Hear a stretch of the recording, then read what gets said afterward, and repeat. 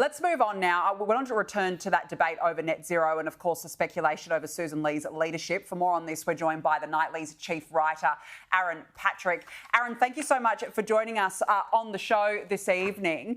Big week ahead, meetings galore, as I like to call it, for net zero.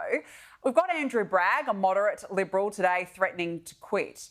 Do you think that Susan Lee's hands are tied behind her back when it comes to this, that she's really been hamstrung by the moderates? How do you see it playing out?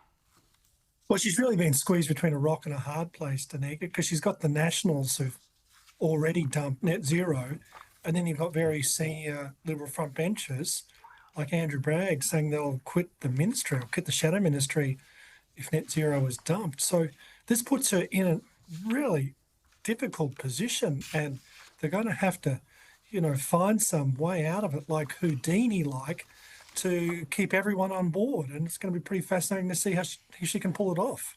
Aaron, can I just ask you on that before we move on? You've been covering politics for a while. Where do you see the opposition federally heading? Like, is the damage, have they not hit rock bottom yet? Obviously, there's leadership speculation, but just in terms of where they're at, and net zero is just one example. There's migration, there's other issues, there's the role of the Nationals, there's leadership. Where do you think this is heading, and have we hit rock bottom yet? That's a really good question, and it's impossible to know. Look, I'm a believer that you can come back from anything. John Howard came back from very, very low numbers. The Labor Party came back from very low numbers, and so it's doable.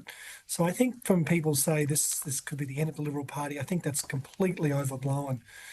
But it's still a very difficult time, and voters hate it when political parties talk about themselves.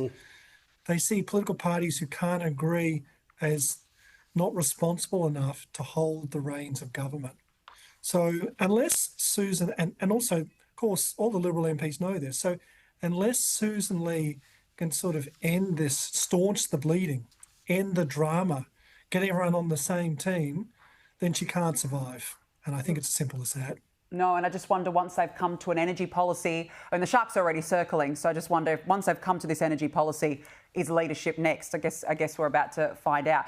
I want to ask you about this. Islamic fundamentalist group Hizb Ut-Tahrir is planning to host a national conference in Sydney this month. The Daily Telegraph is reporting that the event is being promoted with messages such as, quote, Islam, the change the world desperately needs, and other things. This comes days after ASIO Director General Mike Burgess likened the group's tactics in Australia with neo-Nazis.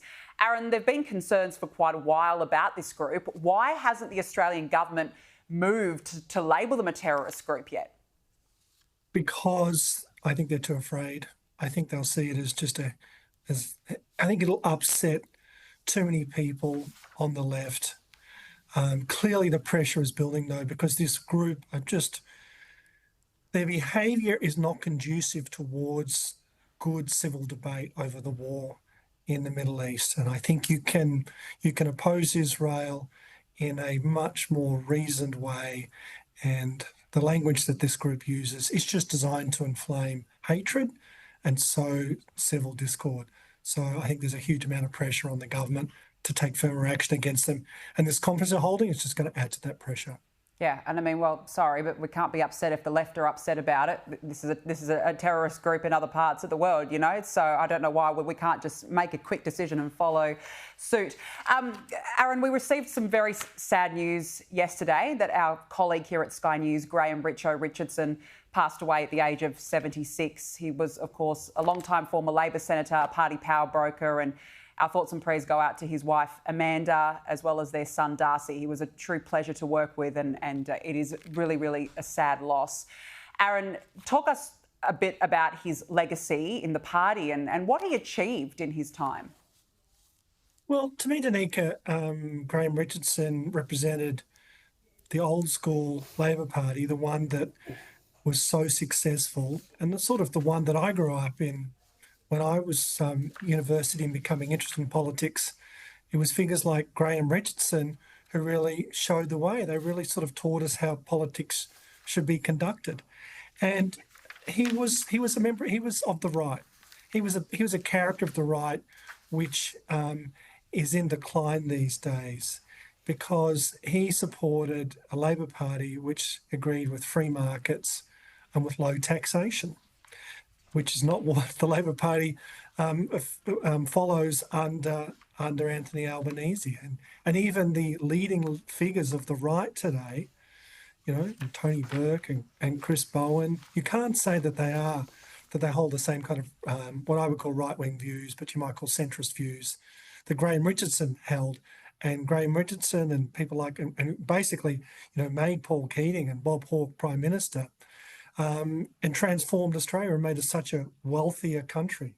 So I think, in one sense, the passing of Graham Richardson is sad on a personal level for those who knew and worked with him, but it also is the passing of a lost era in the Labor Party. An era I think that a lot of people look back and think it's a shame we don't have that anymore. Well said, mate. Hey, just before you go, I want to give you a wrap, and I'm sure you've received plenty of good feedback on your new book, which is incredible, The Last Battle, and it tells some remarkable stories about the SAS, including the role of Ben Roberts-Smith. I'm sure you've had plenty of great feedback about this. Yeah, look, thanks a lot. Amazon sold out on the first day and sales are doing really well. But I think one of the key things that people don't realise about what happened with Ben Roberts-Smith is that in the battle where he won the Victoria Cross, which the book explains, the consequences were profound. And I argue that the jealousy that built up in the regiment was the root cause of the allegations against him. I think I think the SAS internally imploded because there was massive jealousy towards Robert Smith for his success in that battle. His name became public. It would not have become public if he hadn't won the Victoria Cross. And if his name wasn't public, these war crimes allegations, I think, would not have had the impact that they had. And he would not have engaged in that defamation case. And so I think this battle, the Battle of Shah Wali Kot, in a way was the origin of the last 10 years of trauma in the SAS and the Army. Well said, Aaron Patrick. Thanks for your time. Yeah, it should be a great book.